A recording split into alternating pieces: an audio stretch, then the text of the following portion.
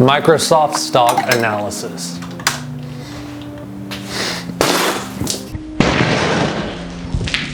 Microsoft stock is nearing all-time highs and is forming a technical buy pattern. If you have been watching the stock like I have, it is not hard to see that Microsoft stock has been on an absolute tear since about January of 2019.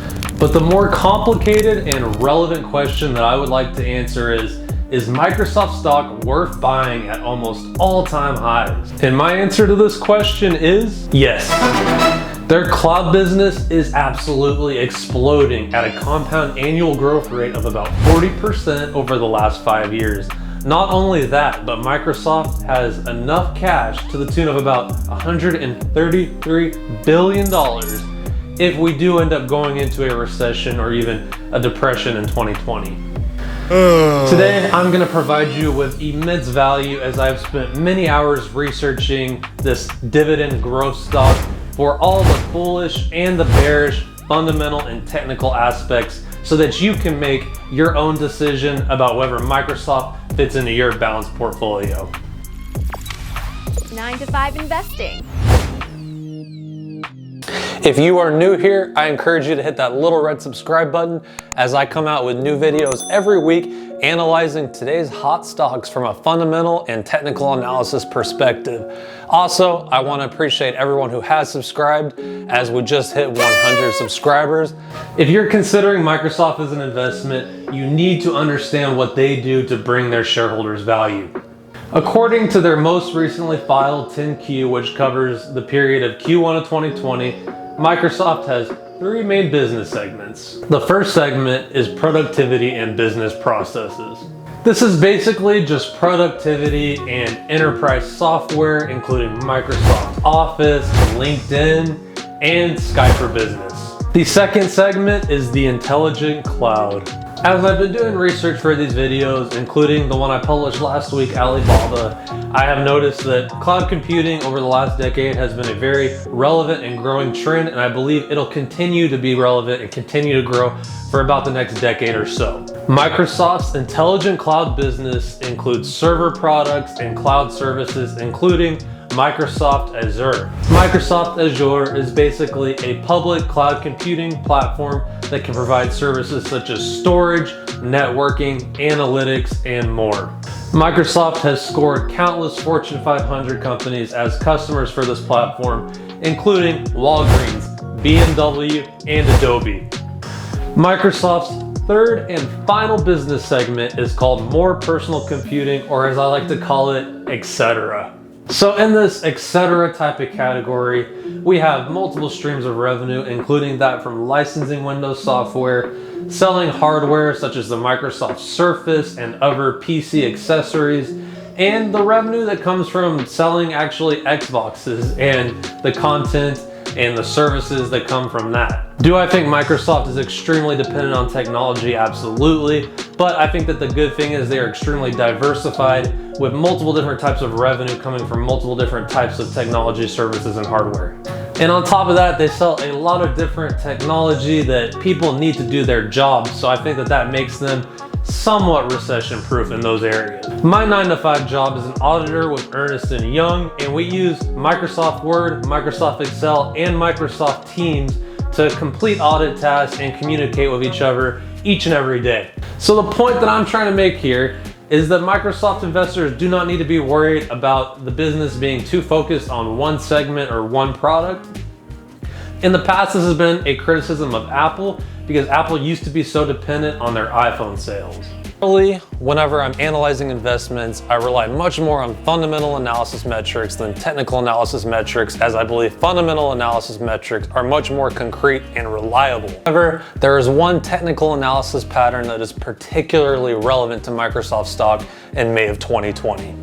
If you have never heard of support or resistance, they are basically levels that are popular to sell a certain stock at. Investors, or more commonly traders, use them as areas to buy stocks at for lower risk or sell stocks at for a profit. In about November of 2019, Microsoft broke through resistance levels at the 142 to 143 level and skyrocketed all the way to $190 a share.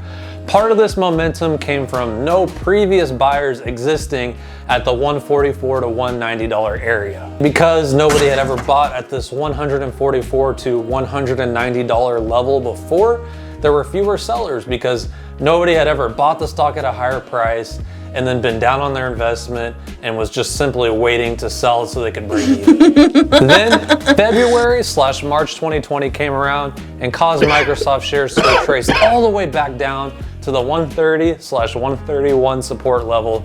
And now we are back in the 180s with a slight retracement. This is setting up to be a textbook cup and handle technical pattern. The point of going through that long-winded explanation is to emphasize that if Microsoft breaks 190 and hits fresh all-time highs, then there will be no resistance there, and there will also be no previous buyers trying to sell to break even.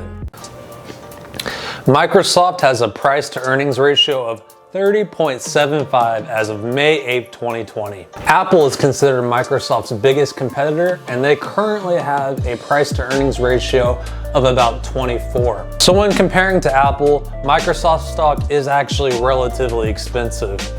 This is likely due to the rapid growth of their cloud business. As I had mentioned earlier in this video, it has a compound annual growth rate over the last 5 years of about 40%, which is absolutely ridiculous considering the scale they're running this business at. A high price to earnings ratio is not necessarily a bad thing to have in an investment, as long as the growth is impressive enough to justify the high multiple. To consider growth as part of that ratio, we can turn to the price to earnings to growth ratio, or more commonly referred to as the PEG ratio.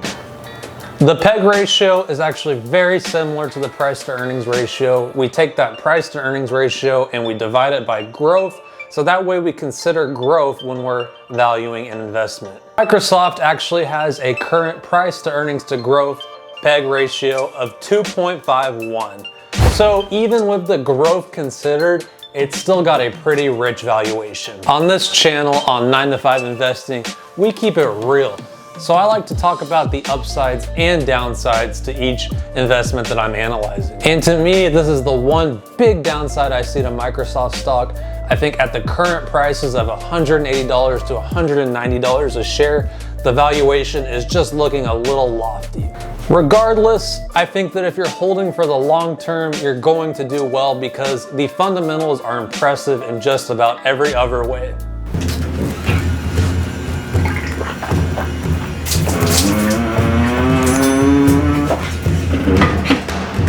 Now that I'm nice and hydrated, I want to talk about some of those impressive fundamentals that Microsoft has. Microsoft has impressive revenue growth with a net profit margin of about 33%. If you look at this chart that I made, you can see that Microsoft has a compound annual growth rate of about 6.1% over the last 5 years, which is certainly robust for a company the size of Microsoft. The revenue growth is great and all, but I think what has really moved the stock to new, fresh all-time highs in the recent past is its net income growth. Microsoft had net income of about $39 billion in fiscal year 2019. Microsoft had a compound annual growth rate in net income over the last 5 years of about 26%. This revenue growth is extraordinary given the size and maturity of Microsoft's business. I have already said it twice in this video, but I'm actually gonna say it again because it is just that significant.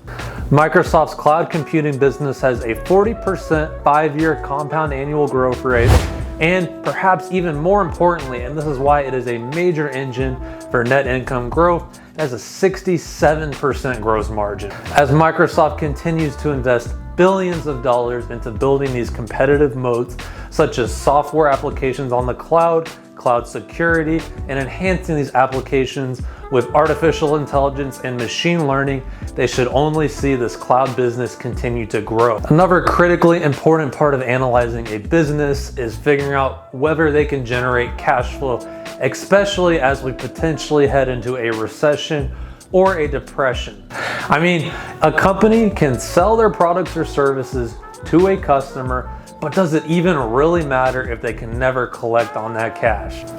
Fortunately, this does not seem to be a problem for Microsoft, as they generated $38 billion of free cash flow in fiscal year 2019. Even while paying a dividend of about 2% based on current market prices, Microsoft has been able to keep their cash at about $133 billion all the way going back to 2017 to now. It seems like this would be more than enough cash to keep Microsoft afloat through any recession or depression that we could potentially go through.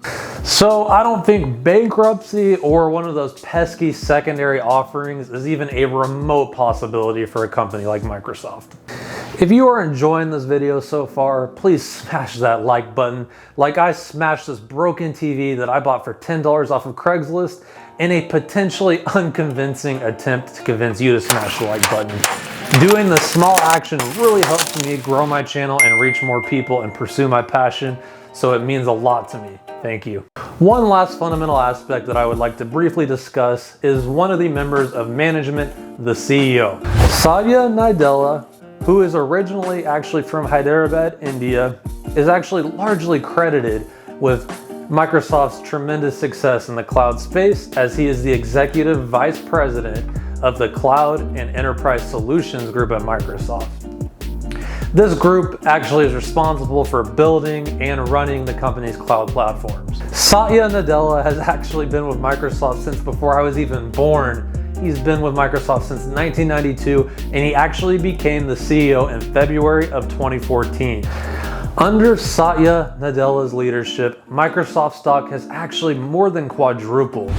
Although the last 6 years have been historically bullish for the stock market, Microsoft's share price performance has been off the frickin' charts. Something that might really surprise you is that when Satya Nadella took over his post as CEO in February of 2014, Microsoft was trading for just $38 a share. Now it's trading in the $180 to $190 range. Now the point that I'm trying to make by talking about Microsoft's CEO is I think that they are in outstanding hands, and Satya Nadella really has the right mindset around growing the company as much as possible. To finish out the video today, I want to inspire you to never settle for normal. This is a picture of Bill Gates in his 20s, probably not long after he dropped out of Harvard to start Microsoft and change the world and technology as people knew it in 1975 forever. This young Bill Gates had a dream, and he believed that if he didn't drop out of Harvard when he did, the trend towards widespread computers would leave his entrepreneurial aspirations in the dust.